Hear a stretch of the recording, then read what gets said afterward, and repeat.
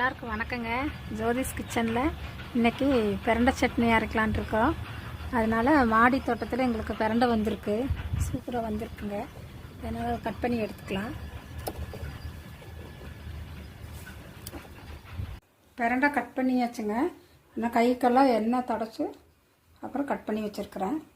2 spoon நல்லெண்ணெய் ஊற்றிருக்கிறேன், அதில் ஊற்றிக்கலாம். இலை வந்து வேஸ்ட் பண்ண வேண்டாம், அதில் வச்சுக்கலாம். சட்னிக்கு நல்லாயிருக்கு. இப்போ பிரண்டை வணங்குச்சு. பிரண்டை நல்லா வணங்கிருச்சுங்க. இந்த கலர் மாறி வந்துருச்சு. இன்னும் இதை எடுத்துடலாம். அதிலேயே உளுந்து போட்டுக்கலாங்க. 2 ஸ்பூன் போட்டிருக்கேன். உளுந்து நல்லா வறுபட்டுருச்சுங்க. கடலைப்பருப்பு போட்டுக்கலாம் 1.5 ஸ்பூனு. கடலைப்பருப்பு வறுபட்டுருச்சுங்க, எடுத்துடலாம். இதுலேயே மிளகா போட்டுக்கலாங்க. ஒரு 7 மிளகா எடுத்துருக்கேன். காரத்துக்கு தகுந்த மாதிரி நீங்களும் போட்டுக்கோங்க. கருவேப்பிலை போட்டாச்சு. நல்லா வறுபட்டுக்கலாம். பூண்டு போட்டுக்கலாங்க. இதுலேயே சின்ன வெங்காயம் போட்டுக்கலாம்.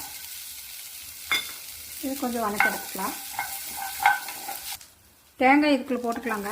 வறுபட்டு புளி கொஞ்சம் போட்டுக்கலாம். எல்லாம் வதங்கிருச்சுங்க. இது நம்ம வறுத்து வச்சதில் பிரண்டை பருப்பெல்லாம் போட்டுக்கலாம்.